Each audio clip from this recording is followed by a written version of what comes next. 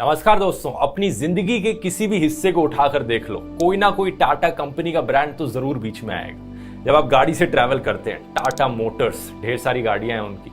अगर आप फ्लाइट से ट्रैवल करते हैं, विस्तारा एयरलाइंस और अब एयर इंडिया भी है। अगर आप होटलों में रुकते हैं, ताज होटल्स टाटा के हैं। जो आप कपड़े पहनते हैं, टाटा का फैशन ब्रांड है वेस्ट साइड। जो आप ज्वेलरी पहनते हैं, तनिष्क टाटा का है। जब आप चाय पीते हैं, टाटा टी। यहाँ तक कि खाने में जो नमक डलता है, टाटा सॉल्ट। इसके अलावा Tata steel, Tata power, Tata consultancy services. आप यकीन नहीं करोगे दोस्तों, 100 से ज्यादा कंपनीज हैं टाटा ग्रुप के अंदर। तो कोई हैरानी की बात नहीं है कि टाटा आज के दिन इंडिया के one of the most famous और मोस्ट सक्सेसफुल कंपनीज में से है। लेकिन क्या आप जानते हैं ये कंपनी रातों रात इतनी बड़ी नहीं बन गई। इसे 200 साल का समय लगा था। सही सुना आपने, 200 साल। आज के इस वीडियो में दोस्तों आइए जानते हैं इंडिया की सबसे पुरानी बिजनेस फैमिली की ये दिलचस्प कहानी।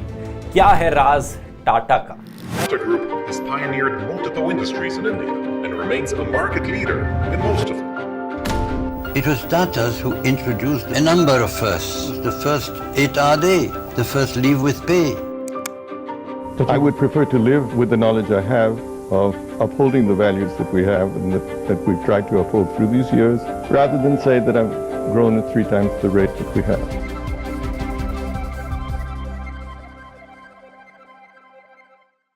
हमारी कहानी शुरू होती है दोस्तों साल 1822 में। आज से एग्जैक्टली 200 साल पहले गुजरात में एक गांव में एक पारसी प्रीस्ट के घर में एक लड़के का जन्म होता है, नसरवानजी टाटा।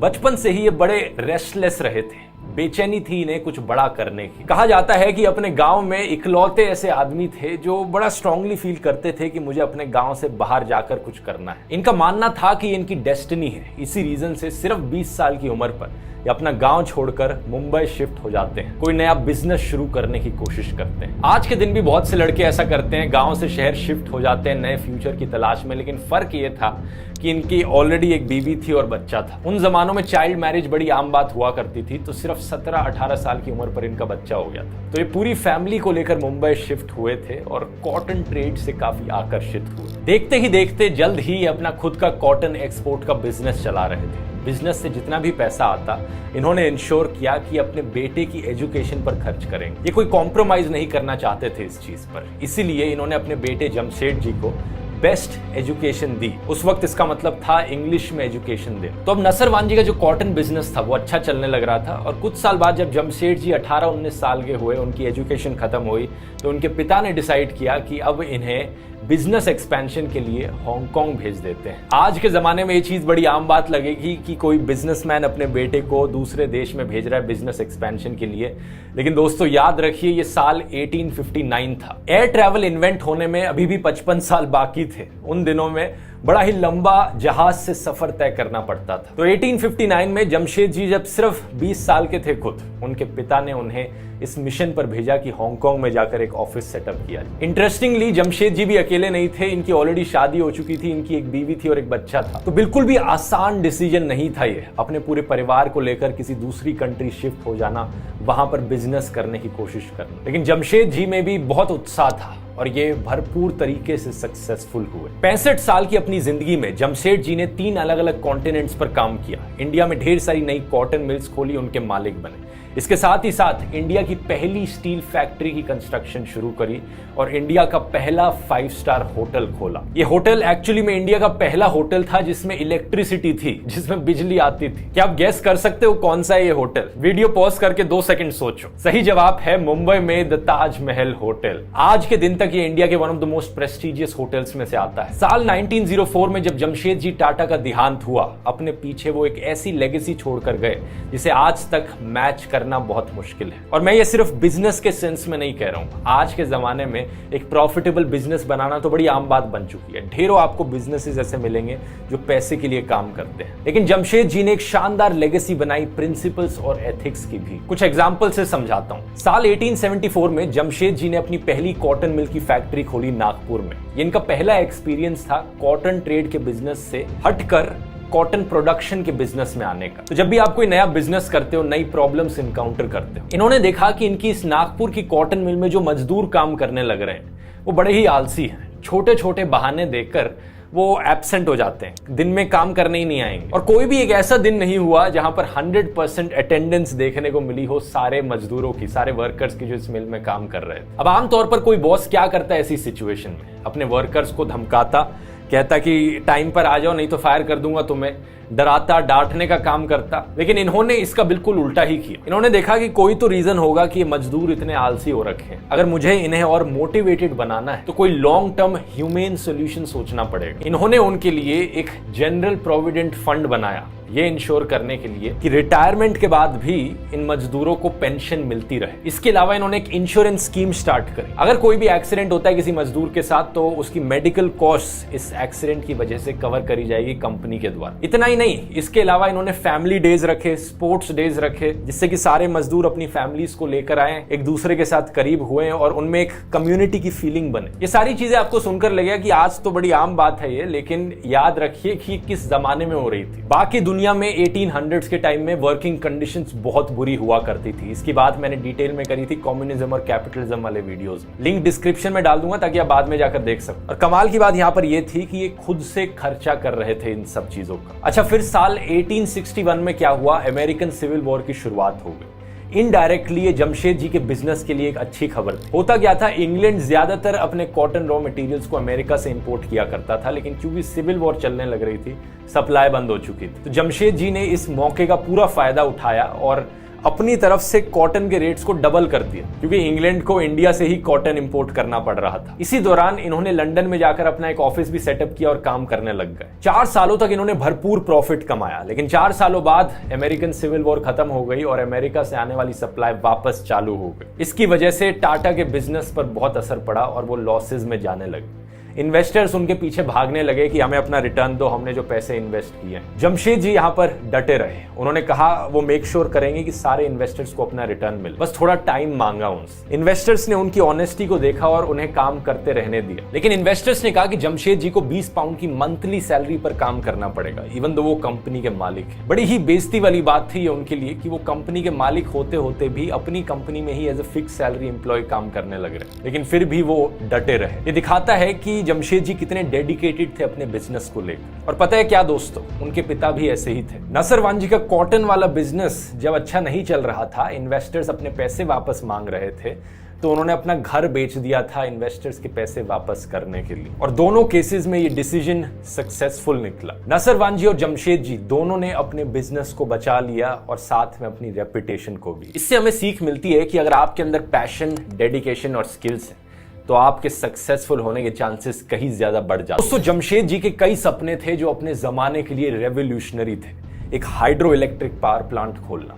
इंडिया में एक world class education institution establish करना, एक स्टील प्लांट खोलना, एक ऐसा 5 स्टार होटल बनाना जहां पर किसी भी रंग के लोग जा सके। उन जमानों में रेसिज्म बहुत होता था। उनकी लाइफ टाइम में वो सिर्फ एक होटल खोल पाए, लेकिन उनके जो बाकी 3 ड्रीम प्रोजेक्ट्स थे, इन पर काम शुरू हो चुका था उनके देहांत से पहले। बाद में ये उनके बेटे थे दोराबजी टाटा, जिन्होंने इंश्योर किया कि उनके बाकी 3 सपने भी हकीकत बनेंगे। साल 1910 तक टाटा का स्टील प्लांट तैयार हो चुका था और स्टील प्रोडक्शन शुरू हो चुकी थी। इसी टाइम के अराउंड फर्स्ट वर्ल्ड वॉर की शुरुआत होती है और ब्रिटिश एम्पायर को सख्त जरूरत पड़ती है स्टील की। ऐसे में टाटा स्टील देश का सबसे बड़ा स्टील सप्लायर बन जाता है। टाटा स्टील का इस्तेमाल किया जाता है ब्रिटिश टैंक्स को बनाने के लिए, हथियार बनाने के लिए, रेलवे ट्रैक्स को बिछाने के लिए। इनफैक्ट एक बड़ी फेमस स्टेटमेंट है यहाँ पर जो एक ब्रिटिश पॉलिटिशियन के द्वारा कही गई थी फर्स्ट वर्ल्ड वॉर में। उन्होंने कहा था, टाटा स्टील सेव्ड अस।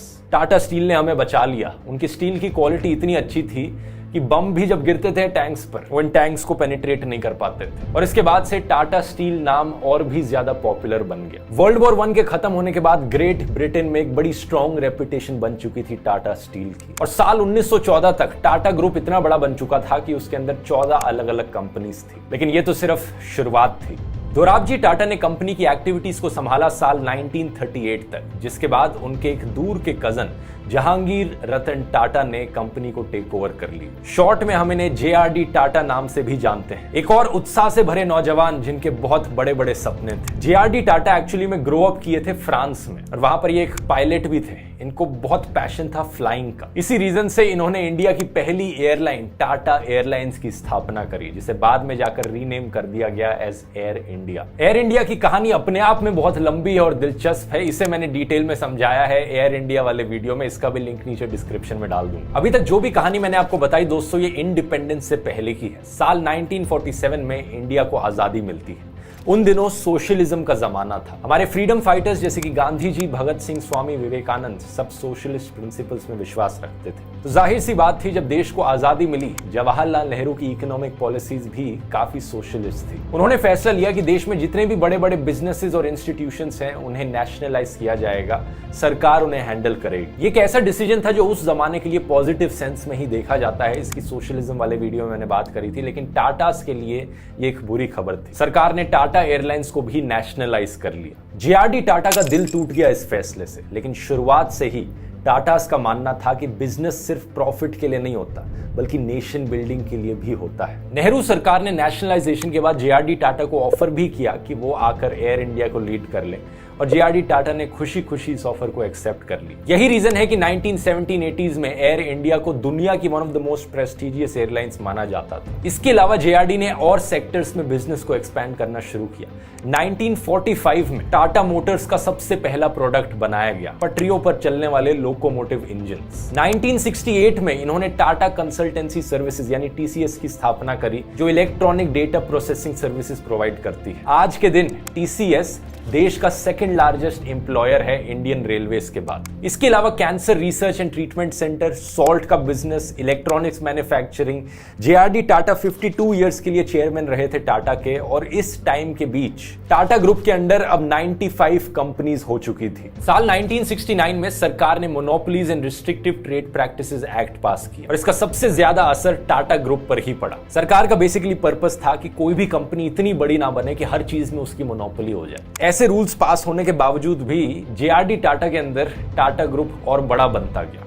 कैसे? इन्होंने क्या किया कि जैसे जैसे नंबर ऑफ सब्सिडरीज बढ़ती जा रही थी टाटा ग्रुप के अंडर, ये टाटा सन्स की ओनरशिप कम करते जा रहे थे उनसे। ऐसा करने से ये नई कंपनीज मोनोपोलीज नहीं बन रही थी। लेकिन over the course of many years ये अप्रोच एक्चुअली में बुरा साबित हुआ बिजनेस के लिए। जब और लोगों ने बिजनेसेस को हैंडल करना शुरू किया टाटा के, तो हमेशा वो सक्सेसफुल नहीं हो पाए। फॉर एग्जाम्पल, इनका electronics business Nelco radios manufacture करता था। 1971 में नेल्को का जो मार्केट शेयर था वो सिर्फ 2% पर आके गिर चुका था, जबकि एक समय 20% हुआ करता था। अब अगर स्पेसिफिकली नेल्को की ही बात करें तो जमशेदजी टाटा के एक ग्रैंड सन थे, पोते थे, जिन्हें बुलाया गया नेल्को को वापस ट्रैक पर लाने के लिए, और ये इंसान और कोई नहीं बल्कि रतन टाटा थे। वैसे तो ये साल 1962 से ही फैमिली बिजनेस पर काम करने लग रहे थे, लेकिन साल 1971 में इन्हें नेल्को की असाइनमेंट दी गई। रतन टाटा ने कहा, रेडियो की मैन्युफैक्चरिंग करना बंद करते हैं, अगर हमें नेल्को को रिवाइव करना है तो नई टेक्नोलॉजीज में इन्वेस्ट करते हैं, जैसे कि सैटेलाइट कम्युनिकेशंस। और 3 साल के अंदर अंदर बिजनेस टर्न अराउंड हो गया और 1975 तक नेल्को का मार्केट शेयर वापस 20% पर आ गया था। अनफॉर्चुनेटली इस टाइम के दौरान इमरजेंसी घोषित करी गई और इससे नेल्को के बिजनेस पर वापस एक बुरा असर पड़ा। इवेंचुअली उसकी वजह से इसे शट डाउन होना पड़ा। लेकिन पता है क्या दोस्तों, कुछ ऐसी ही कहानी है नागपुर की उस कॉटन मिल की, जिसे जमशेदजी के द्वारा सेटअप किया गया था। रतन टाटा को रिस्पॉन्सिबिलिटी दी गई कि उसे रिवाइव करें वो, और ये मिशन भी सक्सेसफुल होते होते रह गए। लेकिन इस पॉइंट तक आते आते सीनियर मैनेजमेंट ने देख लिया था कि रतन टाटा कितने केपेबल हैं। इसी रीजन से साल 1991 में उन्हें अनाउंस किया गया as the successor of JRD Tata, और उन्हें बना दिया गया the chairman of Tata group. 1991 दोस्तों वही साल था जब इंडिया के फाइनेंस मिनिस्टर मनमोहन सिंह जी ने अनाउंस किया था कि इंडिया लिबरलाइज हो रहा है, अपने मार्केट को बाकी दुनिया के लिए खोल रहा है। सडनली इंडिया ने सोशलिस्ट मॉडल को छोड़ा और कैपिटलिस्ट मॉडल की तरफ मुड़ने लगा। कहा जाता है कि उस वक्त इंडिया की इकोनॉमी को बचाने का ये इकलौता तरीका था। टाटा ग्रुप के पर्सपेक्टिव से देखा जाए तो ऐसा होता देखकर रतन टाटा ने बिल्कुल उल्टा किया उसका जो JRD टाटा ने किया था। इन्होंने टाटा सन्स की ओनरशिप को बढ़ाना शुरू कर दिया सारी टाटा ग्रुप की सब्सिडरीज में। ऐसा इसलिए किया गया ताकि कोई भी इंटरनेशनल कंपनी अब आकर टाटा ग्रुप की कंपनीज को ना खरीद पाए। और ये डिसीजन भी इतना सक्सेसफुल निकला कि ना सिर्फ टाटा ग्रुप बचा रहा इस पीरियड में, बल्कि टाटा ग्रुप ने फॉरेन कंपनीज को एक्वायर करना शुरू कर कर दिया। इंग्लैंड में एक टेटली टी कंपनी होती थी, $12 बिलियन में टाटा ग्रुप ने उसे खरीदा। यूरोप में एक स्टील जायंट था कोरस करके, टाटा ग्रुप ने उसे खरीद लिया। एक और ऐसी ही इंटरेस्टिंग कहानी है जैगुआर लैंड रोवर कंपनी की। कार मैन्युफैक्चरिंग कंपनी यूके की थी, लेकिन जब बात करी जा रही थी इस कंपनी को बेच दिया जाए तो इस कंपनी के वर्कर्स ने कहा कि हम खुद चाहते हैं कि टाटा कंपनी हमारी कंपनी को टेक ओवर कर ले। जैगुआर लैंड रोवर को 3-4 कंपनी से ऑफर्स मिले थे, तो इन 3-4 कंपनीज में से इस कंपनी के वर्कर्स ने टाटा को चुना। ये एक लग्जरी ब्रांड था, लेकिन इसका मतलब ये नहीं था कि टाटा अपने ग्रास रूट लेवल कस्टमर्स को भूल गया था। नवंबर 2003 में कहा जाता है कि रतन टाटा ने एक फैमिली को देखा स्कूटर पे ट्रैवल करते हुए। 4 लोग एक ही स्कूटर पर फंस के बैठे हुए थे, बारिश होने लग रही थी, बड़ी मुश्किल तरीके से वो किसी तरीके से मैनेज कर पा रहे थे। 5 साल बाद रतन टाटा ने टाटा नैनो कार लॉन्च करी और लॉन्च करते वक्त उन्होंने एक कहानी सुनाई। टाटा ग्रुप का मानना है कि उनके बिजनेस की कोर फिलॉसफी है सोशल अपलिफ्टमेंट, तो वो लोअर मिडिल क्लास लोगों को चांस देना चाहते थे कि वो अपनी गाड़ी ओन कर सके। सिर्फ 1 लाख रुपए, दुनिया की सबसे सस्ती गाड़ी। ये एक अलग कहानी है कि इस गाड़ी की मार्केटिंग स्ट्रैटेजी बहुत ही खराब थी। इन्होंने इसे इस तरीके से मार्केट किया कि देखो सबसे सस्ती गाड़ी है, सिर्फ 1 लाख रुपए की गाड़ी है। लेकिन ये नहीं सोचा कि लोगों के मन में परसेप्शन क्या आएगा जब वो ये चीज सुनेंगे। कौन इस गाड़ी को खरीदना चाहेगा? अगर कोई इस गाड़ी को खरीदेगा तो आसपास के पड़ोसी लोग क्या बोलेंगे कि ये देखो ये तो कितने चीप लोग हैं जो सबसे सस्ती गाड़ी खरीद रहे। एक बहुत बड़ा मार्केटिंग फ्लॉ था यहाँ पर, लेकिन टाटा का फोकस ब्रांडिंग स्ट्रेटेजीज में कभी इतना रहा नहीं। ये चीज आप इस फैक्ट में भी देख सकते हैं कि कई ऐसे इंस्टीट्यूशंस और बिजनेसेस खोले टाटा ने जो टाटा ने अपने नाम पर नहीं रखे, जैसे कि इंडियन इंस्टीट्यूट ऑफ साइंस, और जो नागपुर में कॉटन मिल की मैं बात कर रहा था वो एम्प्रेस मिल था उसका नाम, और ये नाम रखा गया था क्वीन विक्टोरिया के कोरोनेशन को कमेमोरेट करने के लिए। ताज होटल जो ब्रांड है इसमें भी टाटा का नाम कहीं पर नहीं आता है। और जमशेदपुर जो शहर है जो जमशेद जी टाटा के नाम पर रखा गया है वो एक्चुअली में टाटा ने खुद से नहीं रखा था, बल्कि जो ब्रिटिश वाइसरॉय ऑफ इंडिया थे उस वक्त के, उन्होंने ये नाम रखा था। तो ये थी बहुत ही दिलचस्प कहानी दोस्तों टाटा ग्रुप। क्लिक कर सकते हैं एयर इंडिया वाले वीडियो को देखने के लिए, जहां मैंने पूरी कहानी बताई है एयर इंडिया की इसी इंटरेस्टिंग तरीके से। मिलते हैं अगले वीडियो में, बहुत बहुत धन्यवाद।